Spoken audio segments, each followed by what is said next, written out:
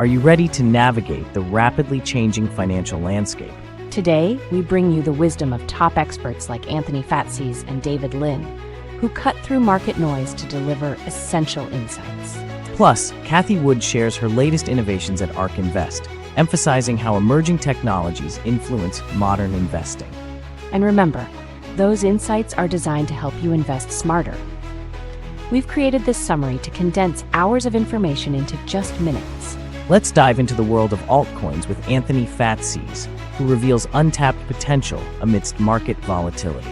Stay tuned as we explore how the ongoing China trade war impacts global investments with David Lin's critical analysis. Finally, don't miss out on Cathie's fresh take on the future of ARK Invest, where innovation drives her investment thesis.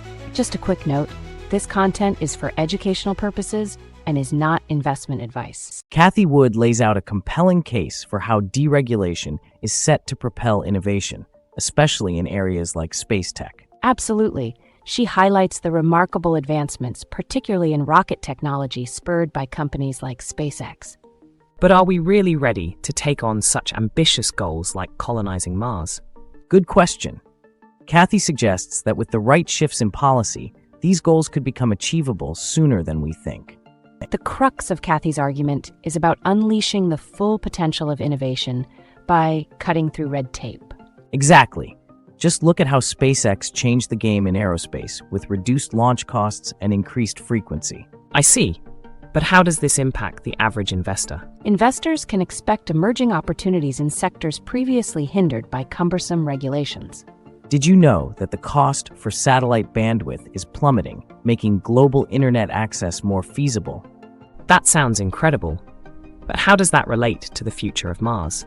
This tech leap is essential for funding ambitious projects like Martian colonies through global connectivity options. Cathie anticipates a surge in mergers and acquisitions due to less regulatory friction, empowering smaller firms. And that could mean more innovation, as smaller companies gain access to resources and support. Does that also apply to the tech-driven changes in the government? Definitely, as AI and automation improve efficiency, we can expect a more agile government that supports growth. What about inflation worries? Cathie suggests that technology could usher in a deflationary period. That's right, especially as innovations lead to more efficient production and lower prices for goods. So, we might see real growth while prices stabilize. Indeed, Cathie is optimistic about a win-win scenario for the economy. Looking ahead, Cathie anticipates a wave of innovation that could redefine market landscapes. What sectors should investors pay attention to? A focus on emerging companies in tech, space, and digital assets is key for future growth. And with reduced barriers, these sectors could really take off. In summary, being agile and prepared for these changes can set investors apart in a shifting landscape. Those who adapt to innovate will surely thrive in the coming years. So keeping an eye on these trends is crucial. Absolutely. And speaking of trends, stay tuned for our next video. Coming up next is China bans critical minerals export, why the West's militaries now in danger, featuring insights from Scott Eldridge on the David Lin channel. Don't miss it. As trade tensions escalate, China's ban on critical minerals is raising alarms in the West. What does this mean for defense and investors? Scott Eldridge sheds light on this crisis, particularly focusing on the vital role of antimony in military applications. How significant is this announcement, especially for the US and Europe? It's crucial. The West has relied heavily on these imports, and now we face a serious supply disruption. China's monopoly on antimony, crucial for defense, puts the West at a strategic disadvantage. Why is antimony so important? It's used in everything from bullets to flame retardants, making it invaluable. So what does this mean for U.S. military readiness? Defense inventories are critically low, worsened by support for Ukraine. Is there a panic to secure these minerals? Absolutely. Organizations are scrambling to address these shortages. The EU's Critical Raw Materials Act is a game changer for local mining. How does it foster new projects? It fast-tracks permits and funding, essential for domestic production. What opportunities exist for investors in this market? Investors should look for companies with access to critical minerals. Is your company focusing on this? Yes, we're developing antimony-rich projects in Europe and Canada. What can we expect for antimony prices moving forward? With the supply crunch, prices could soar even higher. How can investors capitalize on this? Invest in companies actively mining or exploring antimony. The key message is clear: diversify now or face significant risks. Exactly. Awareness is critical for both investors and policymakers. And those who act swiftly may reap the benefits. Next, we'll delve into how mineral supply impacts the EV sector. Don't miss our discussion on battery technology advancements. These insights can prepare us for tomorrow's investments. Today's conversation delves deep into the troubling downturn in global trade dynamics. With imports and exports plummeting, what's really going on? Exactly, and to illustrate, the latest data indicates sharp declines across the board, signaling a potentially severe impact on the overall economy. But aren't these fluctuations just normal market corrections? Not quite. The magnitude of the drop suggests deeper underlying issues rather than a simple correction. Snyder argues that this trade decline reflects worse economic health, not just for the US, but globally. Yes, and he links these trends to larger issues concerning deglobalization and trade surpluses. Is it possible that these fluctuations are temporary? While temporary variations exist, the consistency of these declines is alarming and suggests a systemic problem. The latest US trade data reveals a staggering downturn in both imports and exports. What could be the implications of this inconsistency? These declines are symptoms of broader economic troubles that could herald a recession. Mainstream media often misrepresents these declines as positive when they are anything but. The so-called price illusion is hiding the real decline in trade volumes. Absolutely. Nominal growth can obscure the alarming realization that actual trade activity is contracting. So how can investors adjust their outlook based on this? Investors should prioritize understanding real economic indicators that manifest underlying trends. It's crucial to examine how geopolitical factors are straining global supply chains. Right, and the potential fallout from U.S. policies under the incoming administration could reshape trade dynamics significantly. Is there a looming risk of further decline? If trends continue, we could see a significant reduction in manufacturing activity worldwide. So what can we expect going forward? Experts predict trade volumes may continue to decline through 2025 due to structural weaknesses. What might that mean for inflation? Central banks could pursue aggressive policies to counteract these trends, possibly exacerbating inflation. The takeaway is the need to recognize the true state of global trade. It's more severe than most acknowledge. Thus, informed decisions are crucial moving forward, focusing on real economic activity rather than nominal metrics. Indeed, understanding these trends is essential for effective economic planning. Stocks are soaring, but should you be worried if you're a buy-and-hold investor?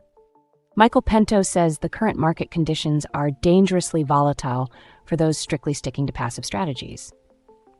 Is he suggesting we all pull out and panic? Not quite, but he makes a compelling case for staying alert and flexible. Pento emphasizes that remaining complacent in this momentum-driven environment will lead to substantial losses. His view combines data from his proprietary model and historical market behavior. How did he arrive at that conclusion? Are buy-and-hold strategies really that dangerous right now? Absolutely. The market's valuations are historically high, making passive strategies particularly risky. So, what's the alternative? Pento insists that sticking to an active management strategy allows for quick adjustments. That flexibility could definitely be worth its weight in gold. What exactly should we be adjusting? What specific indicators should investors pay attention to?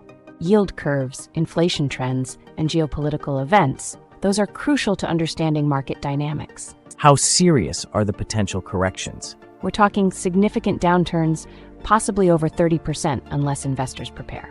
It's crucial to adapt your strategy. Complacency can lead to disaster. Remember, knowledge and flexibility are your best allies in investing. Stay tuned for our next episode featuring David Hunter, who has some bold predictions for the S&P 500. You won't want to miss his insights on potential market movements. David Hunter has boldly raised his S&P target to 7,500.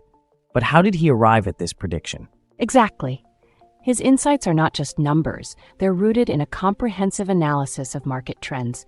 Isn't raising targets just a cautious way to play it safe? Not for Hunter. He's a contrarian, always seeking the bigger picture. So, Hunter believes we have a long runway ahead, right? Absolutely. He suggests that investor sentiment is shifting back towards optimism. But how can he be so sure? He uses a mix of technical analysis and macroeconomic indicators to back up his claims. Hunter had to endure significant skepticism over his predictions. It's interesting how sentiment can change so rapidly. True, he notes that increased bullishness is a natural part of cycles. Hunter connects this optimism to the current economic policies. What about potential risks? Surely there are obstacles. Right, but it seems Hunter believes the benefits outweigh those risks. He's pointed out particular sectors like semiconductors as being prime for growth. Sounds like there's a lot to keep an eye on. Definitely. It's all about picking the right sectors now. What should investors expect next? Hunter anticipates significant gains across the indices. And that could change the whole market landscape. As we see, timing is crucial when entering the market. And understanding market psychology remains a key factor. It's a thrilling time for investors willing to take calculated risks. Today, we dive into the implications of the recent non-farm payrolls report with our guest, Capital Flows. This report showed a slight uptick in unemployment, raising eyebrows in the financial community. But does this mean we're heading into a recession, or is it just a blip on the radar? Great questions await. Let's dissect the data together. The headline number of new jobs creates a rosy picture, but it masks deeper issues. Exactly. The revisions were positive, but still reflect a labor landscape in flux. And how does this all factor into the Fed's upcoming decisions? It complicates their position, especially with inflation persisting. So the latest NFP print came in higher than expected. Yes, but the increase in unemployment complicates that assessment. So what does this mean for overall economic health? It suggests a cooling labor market, which could be concerning. We need to be cautious. With everything in flux, how should the Fed approach this? They're likely leaning toward cuts, but it's not just black and white. Are we in a situation of stagflation, or could growth rebound? It's a bit of both, which complicates decisions significantly. Looking ahead, how do you see growth trends playing out? There's a possibility we could see growth moderate towards 2%. What about inflation? Inflation is a wild card, impacting everything from consumer behavior to Fed policy. With the current landscape, what's the best investment strategy? Diversification and risk parity strategies could be crucial. Are specific assets better positioned in this environment? Yes, look towards assets that traditionally hedge against inflation. Bottom line, investors must be proactive and flexible. Absolutely. Adjusting strategies based on market signals is crucial. So staying informed is more vital than ever. Indeed, knowledge is power in these turbulent times. What a deep dive we had with our financial experts today. Indeed, Capital Flows, David Michael, each brought such unique perspectives. Right? I mean, Michael Pento's warning about passive investment strategies is definitely something cool to consider. Absolutely. It really underscores the importance of actively managing our assets. And everyone seems to agree that adapting is crucial in this evolving market landscape. Yet they don't see eye to eye on how long this bullish sentiment can last. So true. David's optimism versus Jim's cautionary stance on trade trends is really telling. It definitely adds layers to our understanding, makes investing feel so much more dynamic. If you're feeling empowered by these insights, remember to hit that like button. And don't forget to subscribe so you won't miss out on more expert analyses like these. Thanks for joining us. Check out our other videos for more financial wisdom. Until next time, stay informed and keep questioning.